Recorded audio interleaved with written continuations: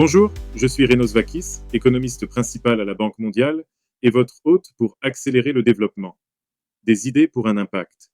Ce n'est pas un podcast ordinaire, mais une conversation basée sur l'IA, présentée par l'Institut de la Banque mondiale pour le développement économique, où nous décortiquons les dernières recherches avec un seul objectif en tête: transformer de grandes idées en un impact réel. Commençons. Merci pour cette introduction, Reinos. Permettez-moi de commencer par une question simple.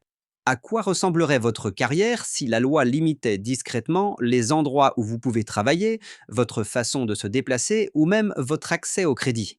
Pour de millions de femmes, ce n'est pas une hypothèse. Alors oui, construire des économies inclusives est important, mais la vraie question est de savoir si les règles du jeu permettent réellement à la moitié de la population de participer pleinement. Exactement. Parce qu'en ce moment, l'économie mondiale essaye de courir un marathon en sautant à cloche-pied. C'est une image très parlante et cela nous amène au rapport dont nous discutons aujourd'hui, Les femmes, l'entreprise et le droit 2026. C'est un rapport riche en données du groupe de la Banque mondiale qui couvre 190 économies. Et l'argument central semble être qu'aucune économie ne peut tourner à plein régime tant que la moitié de sa population vit en deçà de son potentiel. C'est le cœur du problème. Les femmes représentent la moitié de la population mondiale. Mais quand on regarde la population active, seulement 58% des femmes y participent, contre 76% des hommes. Et l'écart se creuse à mesure qu'elles progressent dans leur carrière. Les enquêtes entreprises de la Banque mondiale affirment que les femmes n'occupent que 19% des postes de haute direction à l'échelle mondiale et seulement 34% des entreprises appartiennent à des femmes. Cet écart est énorme. Et j'imagine que ce n'est pas qu'un problème social, cela doit être aussi un enjeu économique. C'est un impératif économique. Si nous comblions les écarts entre les genres dans les emplois, nous pourrions augmenter le PIB par habitant à long terme de 20% en moyenne au niveau mondial. 20%, c'était stupéfiant. Alors, si l'incitation économique est aussi claire, pourquoi y a-t-il encore ces écarts? Je supposais que les lois s'amélioraient. Les lois s'améliorent, mais l'égalité légale reste hors de portée pour presque toutes les femmes. En fait, seulement 4% des femmes dans le monde vivent dans des pays proches de la pleine égalité légale. Aucune des 190 économies n'accorde aux femmes l'ensemble complet des droits mesurés par ce rapport. Pas une. Pas une, et les conséquences sont visibles dans le leadership politique.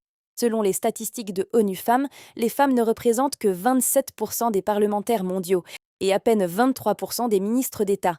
Cela signifie que bon nombre des décisions économiques et politiques les plus lourdes de conséquences sont encore prises sans que les femmes ne soient pleinement représentées autour de la table. Donc, même là où les lois s'améliorent sur papier, les femmes ne sont toujours pas pleinement présentes dans les salles où ces lois sont débattues. Oui, et il ne s'agit pas que des lois sur papier. Ce rapport mesure les cadres institutionnels qui assurent la mise en application des lois et le degré de leur application effective. Il examine la différence entre ce que dit la loi et ce qui se passe dans le monde réel. Ça me permet de faire le lien. Parce qu'on peut voter une loi, mais si personne ne la suit, elle reste lettre morte. Précisément. Sur papier, le score moyen mondial pour les cadres légaux est de 67 sur 100. Cela veut dire que les femmes ne jouissent que de 2 tiers des droits légaux des hommes. Mais quand on regarde les cadres de soutien, les politiques et les institutions nécessaires pour mettre en œuvre ces lois, le score tombe à 47. Donc, nous avons les lois, mais nous n'avons pas les systèmes pour les soutenir. Nous manquons de systèmes de données, de budget et d'institutions. Et c'est pire quand on analyse l'application. Les experts rapportent que les lois ne sont appliquées qu'une fois sur deux. On a donc un fossé entre la promesse de la loi et la réalité vécue par la femme. D'accord. Rendons cela concret. Où ces écarts sont-ils les pires? Parce que le rapport mentionne des questions fondamentales, comme la sécurité. La sécurité face à la violence est le sujet le moins bien noté au monde. Et c'est crucial, car si une femme n'est pas à l'abri de la violence, elle ne peut pas travailler, elle ne peut pas créer d'entreprise, elle ne participe pas pleinement à l'économie. C'est vrai. Il est difficile de garder un emploi si l'on n'est pas en sécurité chez soi ou pendant son trajet. Exactement. Et les données montrent que les femmes bénéficient d'à peine 1 tiers des protections juridiques nécessaires contre la violence domestique ou le harcèlement sexuel. Mais voici la partie choquante.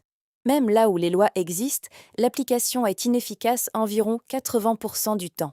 80%. Donc, dans la plupart des cas, la loi existe, mais elle ne protège personne. C'est un échec massif de mise en œuvre, et nous voyons un schéma similaire dans la garde d'enfants. C'est un point faible majeur pendant les années les plus productives de la vie d'une femme. J'ai vu ça dans les grandes lignes. Il était mentionné que dans certains endroits, la garde d'enfants n'est pas réglementée du tout. Oui, dans 44 économies, les services de garde pour les enfants de moins de 3 ans ne sont toujours pas réglementés. Et dans les économies à faible revenu, seulement 1% environ des mécanismes de soutien nécessaires, comme les normes de qualité ou le soutien financier, sont en place.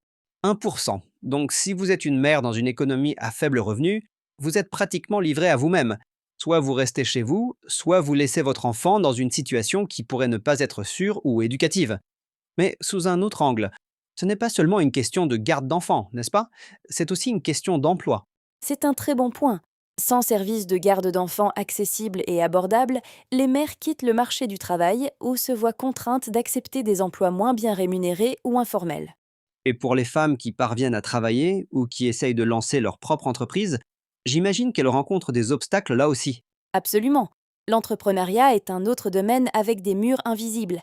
Dans 91 économies, les lois n'empêchent pas la discrimination fondée sur le genre dans l'accès au crédit. Ce qui met cette question en lumière. Parce que lorsque les femmes se heurtent à des obstacles à l'accès au crédit, ça ne touche pas seulement des entreprises individuelles, ça façonne qui peut réellement participer à l'économie. Ceci peut sembler un peu sombre, mais le rapport aborde aussi la démographie d'une manière qui paraît urgente, comme si nous étions face à une échéance. C'est le cas. Au cours de la prochaine décennie, 1,2 milliard de jeunes entreront sur le marché du travail. La moitié d'entre eux sont des femmes. Les régions où cette population de jeunes croît le plus rapidement, comme l'Afrique subsaharienne, l'Asie du Sud et le Moyen-Orient, présentent les barrières légales les plus restrictives. Donc, on a cette énorme vague de talents qui arrive, mais les portes sont loquées. Mais c'est là que ça devient intéressant. L'Afrique subsaharienne a certains des scores les plus bas, mais c'est aussi la région la plus active au monde en matière de réforme. Réellement, ils reconnaissent le problème. Il passe à l'action. Entre octobre 23 et octobre 2025, 68 économies ont promulgué 113 réformes. Et parmi les pays les plus réformateurs, on trouve l'Égypte, le Madagascar, la Somalie, l'Oman, la Jordanie et le Kirghizistan. Pouvez-vous nous donner un exemple de ce à quoi ces réformes ressemblent sur le terrain? Prenez la Somalie. Ils ont promulgué un nouveau code du travail. Il a levé des restrictions de longue date sur les femmes travaillant dans les mines, l'énergie et l'agriculture. Cela ouvre des secteurs entiers. Ou regardez l'Égypte. Ils ont supprimé les restrictions sur les femmes travaillant de nuit et dans des emplois dits dangereux. C'est formidable, et il semble que ces réformes vont ouvrir des voies permettant aux femmes d'accéder à des postes mieux rémunérés, n'est-ce pas? C'est exact, mais les réformes ne s'arrêtent pas là.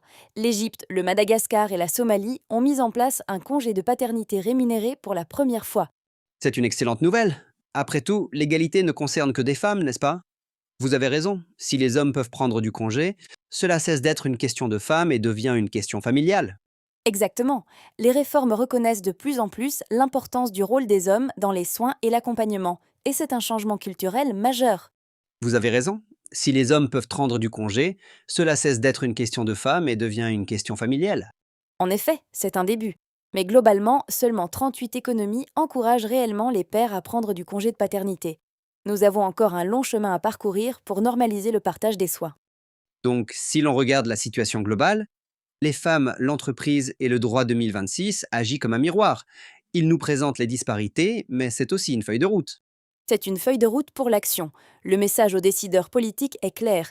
Premièrement, comblez les disparités légales. Ne perdez pas l'élan des réformes, lancez-vous. Deuxièmement, et c'est crucial, investissez dans la mise en œuvre. Il faut des institutions et des données pour appliquer les lois. On dirait que nous devons passer de voter des lois à mettre en vigueur les lois. Exactement. Il faut se concentrer sur les leviers, la sécurité et la garde d'enfants, parce que quand l'égalité progresse, les entreprises sont plus fortes. Comme nous l'avons mentionné, dans beaucoup de pays, lever ces obstacles pourrait augmenter la production économique de 15 à 20 %. Ce n'est pas que la bonne chose à faire, c'est la chose intelligente à faire. À vous, Renos. Merci de vous joindre à nous. Vous trouverez le rapport complet sur notre site web en suivant le lien dans la description. N'oubliez pas de vous abonner pour être informé des prochains épisodes. Et avant de partir, comment comptez-vous mettre en pratique ce que vous avez appris? Quel sujet aimeriez-vous que nous abordions ensuite? Nous serions ravis de le savoir. À bientôt.